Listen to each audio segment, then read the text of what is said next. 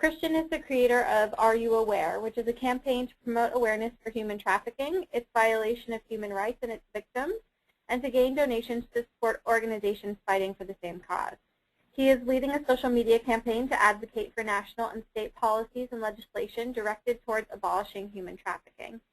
He worked to pass a proclamation to declare January 11th as Human Trafficking Awareness Day, and it was successful in over 10 counties across New Jersey. Christian is currently serving as the National Child Awareness Month Youth Ambassador for New Jersey, and I've actually had the pleasure of watching Christian go from creating this idea to making it a statewide campaign. So it's been really awesome to see Christian not only share his story, but share the stories of so many others as well. So Christian, I'm going to go ahead and unmute you, and you're good to go. Hey guys, thank you for such a great introduction, Sarah. The first thing that really is indicative of how to tell your story is passion for me. And passion is something that really runs deep in my human trafficking awareness experience. So it all really started sophomore year for me when I remember I watched the movie Hotel Rwanda, and that's where it kind of sparked my interest in human rights and just how people are treated and how in countries that are around the world internationally and even locally. So that was really kind of my opening to human rights. And I had a teacher at my school who taught the Holocaust and Modern Humanities class. And so I really wanted to get into that class junior year, but I wanted to do something now. I wanted to do something tangible that I can be proud of and know that I'm making a difference. So she opened me up to the SOAP project, which is the picture that you see right there. And really the objective of the SOAP project is that many of the human trafficking victims are trapped in hotels, and so they're trapped in hotel bathrooms. So that's really the basis of the SOAP, is that we put the National Human Trafficking Hotline on the SOAP, which then we put into the bathroom. And so whenever they have a chance, the boys or girls that are being trafficked, they take that, call that hotline, and that's really sometimes their only way to get saved. So so that was kind of my opening, and it was actually around the Super Bowl near MetLife Stadium in New Jersey. So, and that's, believe it or not, that's the peak time for human trafficking, around large sporting events like the Super Bowl, World Cup, and whatnot. So next thing with passion is just getting excited. And after the SOAP project and being able to take that class, that just made me more eager and curious to see how I could even make more of a difference, which is where Are You Aware kind of plays into. So now some background information about human trafficking. It's not only, a lot of people think it's girls, but a lot of times it's boys as well, and that's one thing that people really don't know about. And it's the main problem that I have found over the past couple months doing this project is that not many people really know what human trafficking is and the difference between that and prostitution. So the difference is that prostitution, there's a profit for the worker, but in human trafficking, all the profits go directly to a pimp or a businessman that's pretty much making the girls do this. So, and a statistic, every minute two children nationwide, worldwide, are being trafficked. So that's just think about it. Every minute that goes by during a day, 2 children are being trafficked, which really blew my mind when I heard that. And another thing is that it really happens. It's not all international, you see the movies Taken and whatnot, but it happens really in our backyard. It happens locally in our towns, and it can happen really just from a relationship that's made with a guy in a high school all around the United States. So that's one thing that it's really important to raise awareness about. Okay, the importance of it, like I said before, start the conversation. One thing that a lot of people, after I've been doing these things with the SOAP project, is many people come up to me and be like, "Oh, how did you think of that?" And I really bounce my ideas off other people, and going to a bunch of different conferences to learn more about it. And the more you know, the more that you're able to spread the awareness. So, and a phrase that I even know from my coaches and my teachers is knowledge is power. The more you know about something, the more confident you are, the more you can spread the message. So, and that's kind of where my my campaign motto is. It's make people aware. So, like, are you aware? Exactly. So it's like kind of short and to the point. And social media is really the platform that I use to really spread the message and spread the word, because that's where everyone is. I mean, that's where all people spend their time, on Twitter, on Facebook. So I made, I think it's there, it's Are You Aware 14.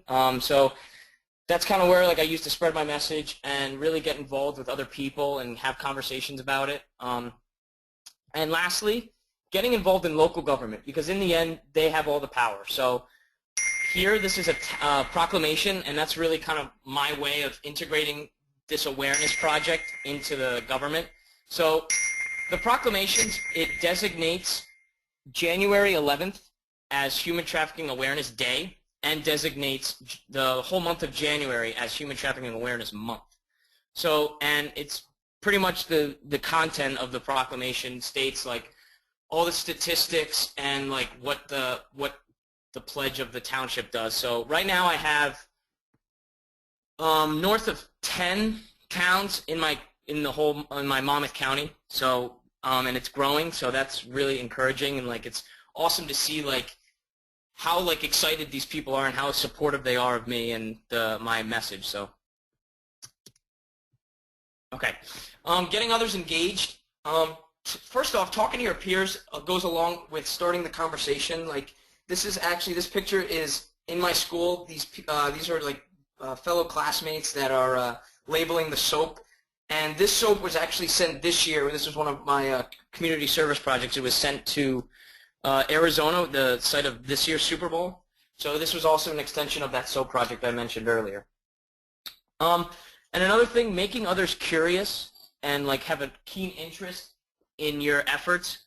So like a lot of times my classmates will come up to me and say like, hey man, how can I get involved? And I say there's a lot of things you can get involved by, like helping me like label the soap.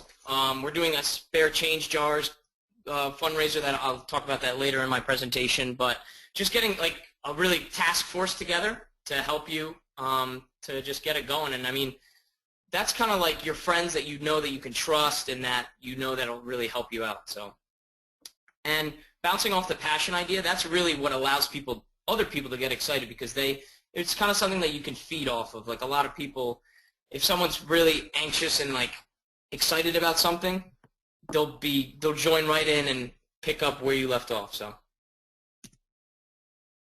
okay, action steps.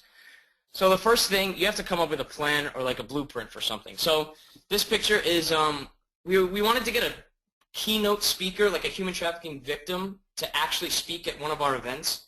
But the problem was the cost of it. So I knew that I had to come up with some kind of fundraiser to fund our speaker. And that fundraiser was the clothing drive that we did. And we actually raised, by the end of it, we raised 1,600 pounds of clothing, which kind of rounded off to like, it really rounded off to around like $330, which almost pretty much covered half the cost of the speaker. And then through other donations, we were able to fund the speaker, which is really awesome. I've heard her story before, and I'll go into it later. Secondly, have tangible and attainable goals. I mean, this is something that, this topic is very broad, and it's hard to like do something about this because it's such a dangerous and treacherous like playing field with this. So one thing that I wanted to do was pretty much the basis, just spread awareness, like make people more known to this, and if one life is saved, then I know that I did my job. So thirdly, know how to execute. So come up with like a little game plan of how you're going to do it. And that's like, the way I did that is I came up with flyers. I had people pass them out around town. I had pass them out in my school, hang them up around the town. And pretty much you kind of have to be flexible. Like a lot of times people would sometimes drop it off at the house, or a lot of times I've had to like go to the other people's house to pick up the clothes. And it's all about flexibility and just having a common goal with the people that want to help out. So And that kind of plays into needing to adjust and overcome obstacles. Like sometimes people will be like, they won't really want to like help you, and sometimes you just gotta like go with the people that will help you and just kind of say, okay, not everyone's gonna be supportive of my plan, but you need to stick through it and stay tough, and people will start to see where you're going with your ideals. So spreading the word. Like I said before, at my Global Youth Service Day event, I'm gonna have the keynote speaker. Her name's Jen Spry, and her story is very heart-wrenching, and she was trafficked for 2 years when she was younger, around the age of 6 to 8. So, and it's one that when I heard it, I was speechless afterwards. So, getting other and like hearing speakers that have actually been through it really gains credibility. That's one thing that Aldo touched on, is that if people know that they went through it, they will A, believe it, and B, they will really rally behind them and really help your cause in a sense. So in addition to that, introducing people well, giving them a good like bio is very important, and bouncing ideas off of their experiences, like making a tangible goal and actually doing something about their story and like making sure that that doesn't happen again. And like I said, using the fundraisers like the clothing drive to pay for good speakers that really care about you and your project and your goal. So finally, this is my Global Youth Service Day flyer pretty much. So we're going to have 2 nonprofit organizations that are really havens, like restoration homes that help homeless people, trafficked victims. And so one of the fundraisers that we're going to do at the event is we're going to label the bars of soap that can be used at the Covenant House, and also people, the admission's free, but they have to bring a hygiene pack with either like socks or gloves or something that keeps them warm in the winter. So that was the one thing that Covenant House requested.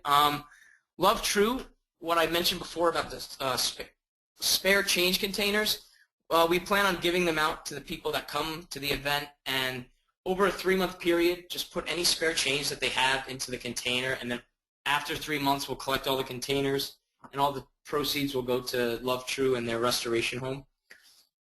And then the third speaker is actually a director from a movie named Wife Missing, and she's showing her trailer, so that'll be pretty exciting. And she also asked me if I could put my logo, which is in the center, in the actual, like at the end of the movie, which I thought was pretty cool. So, and then finally our keynote speaker, Jen Spry. So it should be a pretty good night. I'm excited for it, and it's actually getting pretty close, so I'm really eager to get going on it.